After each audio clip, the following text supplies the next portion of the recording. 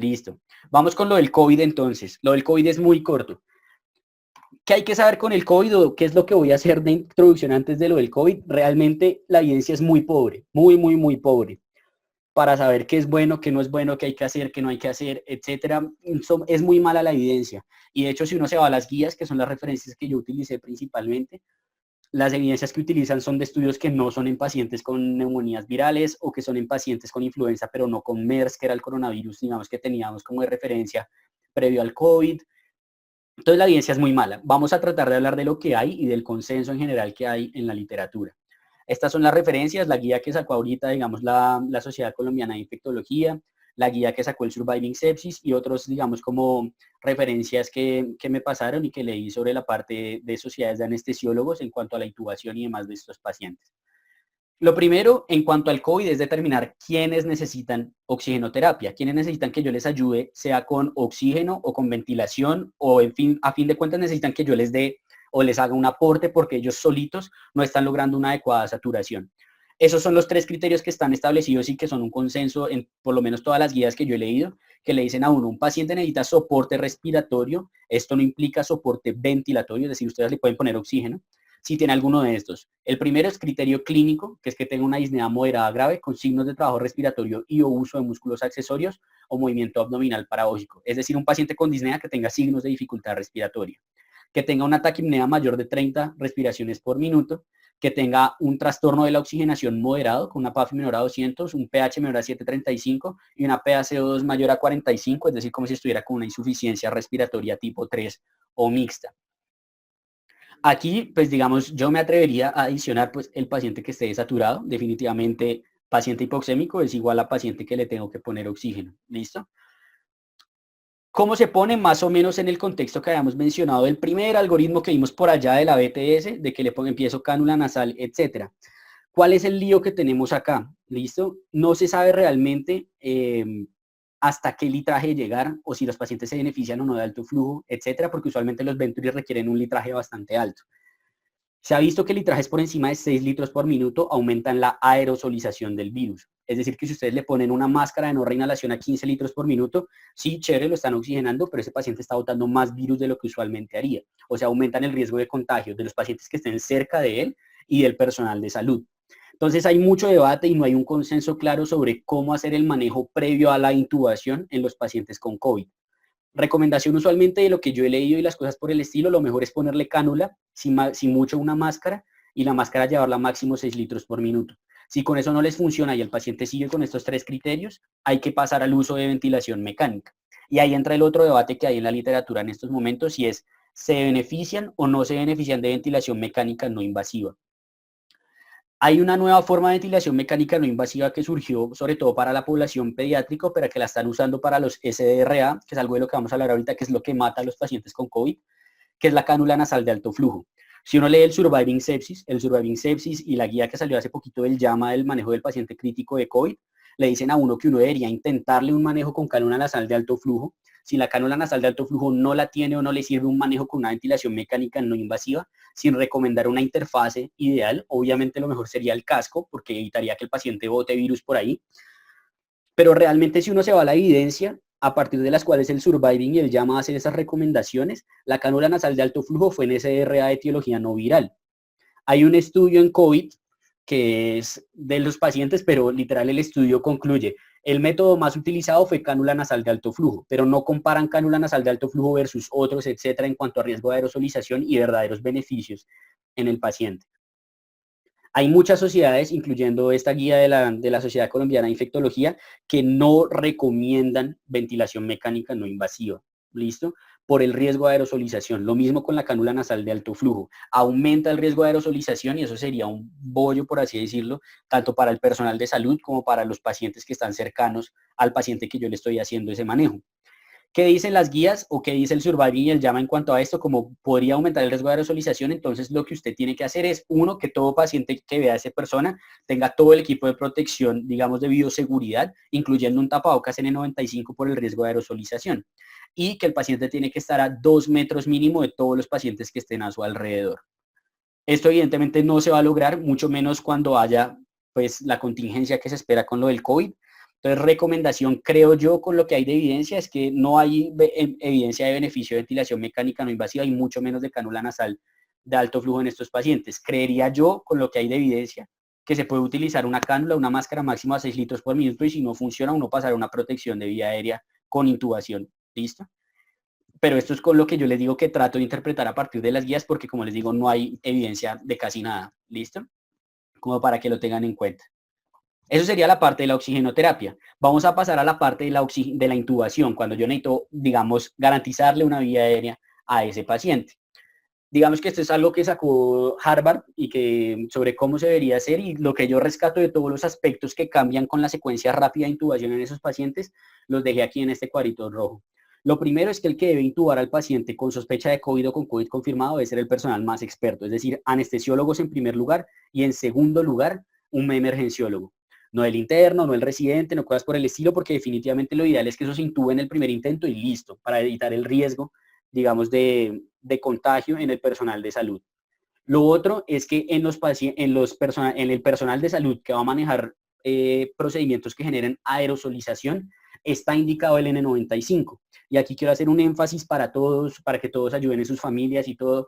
Cada vez es más clara la OMS y cada vez es más claro que este virus no está en el aire. ¿Listo? Ese virus no se queda por ahí en el aire flotando todo el tiempo y por eso las máscaras no sirven. ¿Listo? El contagio del virus, el contagio del COVID se da por las gotas que quedan en las superficies. Entonces lo importante es el lavado de manos. El N95 solo está indicado para los profesionales de salud que van a hacer procedimientos de aerosolización, ni siquiera para nosotros que pasamos revista. Tanto el Surviving como la Sociedad Colombiana de Infectología son claros en que uno a un paciente con COVID lo debe atender con un tapabocas convencional, a menos de que usted le vaya a hacer algo de esto. ¿Listo?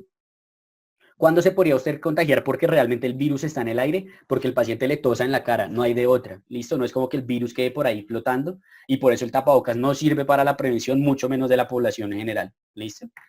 Quería hacer como ese paréntesis ahí.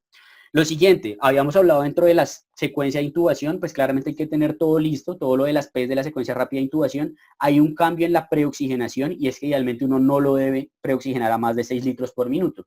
Habíamos dicho que idealmente póngale la máscara de no reinhalación a lo que dé, en estos pacientes no, por lo que hablamos del riesgo de aerosolización.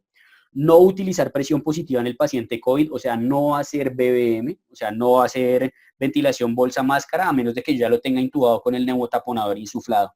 ¿Listo? Pero yo hacer BBM así rico en el paciente con COVID, no, porque aerosoliza. ¿Listo? Y más riesgo de infección para el personal de salud. Idealmente, si hay la disponibilidad, se debería hacer uso del videolaringoscopio, no una laringoscopia directa, sino el videolaringoscopio permite que el personal de salud esté más alejado de donde el paciente está expulsando el virus. La sonda de aspiración para fluidos o cosas por el estilo para secreciones debe ser rígida, no flexible, porque se ha visto que la rígida evita el riesgo de contagio en el personal de salud. Muy importante, tengo que lograr una parálisis efectiva y no voy a intubar al paciente que no tenga una parálisis efectiva porque eso genera más riesgo de que me haga reflejos nauseosos, tos, cosas por el estilo, me pelee y eso aumenta el riesgo de aerosolización. Y por eso mismo, de evitar el riesgo como tal o evitar, perdón, los reflejos nauseosos y demás, hay algunos que están de acuerdo, otros que no en esto y es en premedicarlos, ¿listo?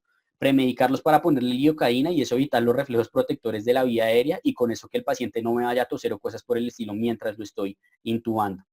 Una vez hago la laringo y le paso el tubo, digamos que apenas yo paso el tubo por las cuerdas vocales, hay unos que dicen que insúflelo de una y después aváncelo, esto podría generar trauma, o la otra es que usted lo pase rápido y insufle el neumotaponador lo más rápido posible.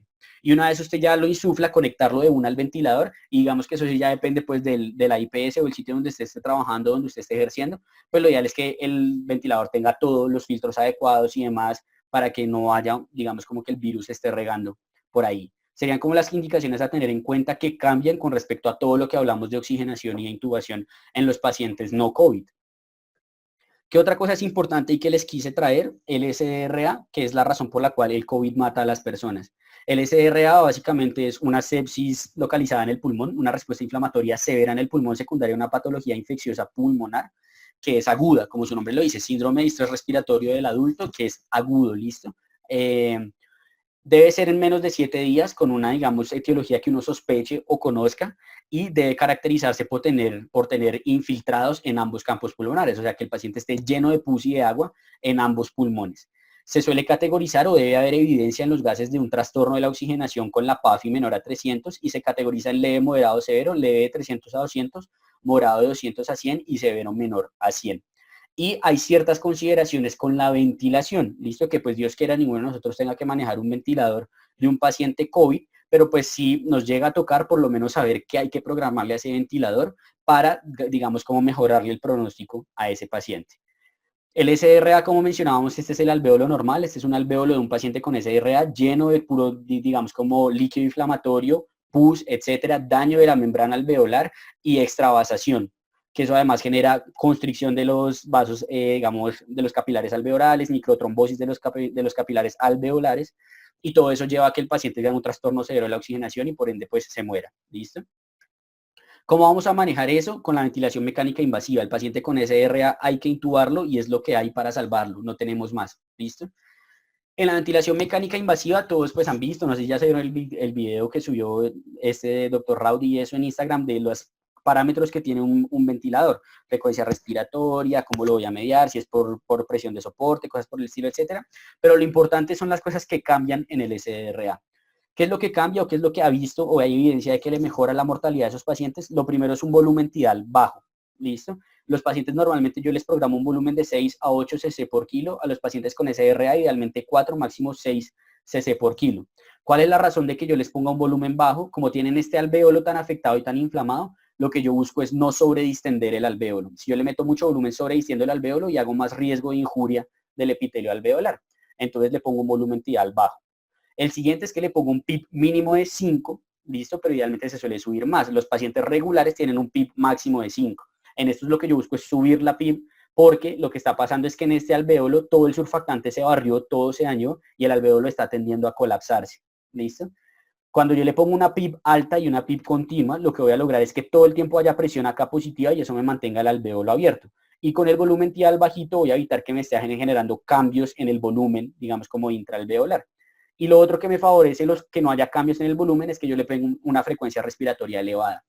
En resumen, tengo un alvéolo al cual le pongo una presión alta todo el tiempo para mantenerlo abierto, le pongo un volumen tidal bajito para no sobredistenderlo y además le pongo a hacerle taquipnea para que la taquipnea haga que salga y entre aire muy rápido y así los cambios de volumen intraalveolar sean mínimos.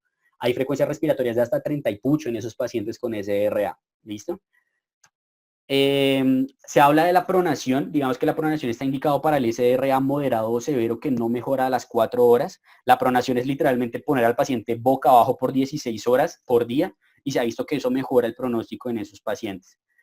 Importante el bloqueo neuromuscular, como digamos ustedes le están poniendo un paciente en unas condiciones que no son óptimas o que él manejaría en una condición normal, tiene un volumen tidal bajo, tiene una presión muy alta y tiene una frecuencia respiratoria elevada, el paciente suele pelear con el ventilador y suele generar mucho desacople con el ventilador. Entonces lo que se suele hacer con ellos es que los bloquean, les hacen un bloqueo neuromuscular y así digamos que ellos no pueden respirar por su cuenta y no van a desacoplarse del ventilador.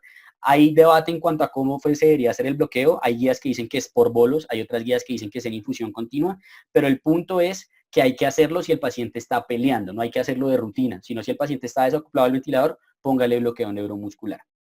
La reanimación hídrica en estos pacientes debe ser conservadora y es debatido el uso de los corticoides en cuanto a si se debería, digamos, como utilizar o no. Hay algo de evidencia muy, digamos, como debatible de que los corticoides pueden ser de beneficio en el SRA de etiología viral, pero digamos que esto hay que sobreponerlo a que los estudios de corticoides en neumonía viral aumentan la mortalidad en los pacientes. Entonces no hay mucho, digamos, como evidencia al respecto para decir si utilicémoslo, no utilicémoslo. ¿Listo? Como eso es como lo que tendría que ver y lo que les quería traer de COVID-19, no es nada más.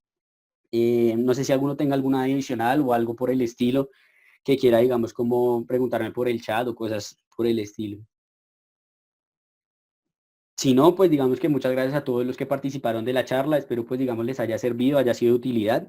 La presentación, el que necesite que no esté en el grupo del LIMIC me la pide, yo se la mando. Pues yo se supone que grabé, espero que así haya sido para subirlo no sé, al canal de YouTube o a lo que sea y yo se los comparto. Espero pues sí que les haya gustado y que haya sido de utilidad para todos. Nuevamente muchas gracias a todos los que participaron, a los que han participado en general a lo largo de todo el LIMIC.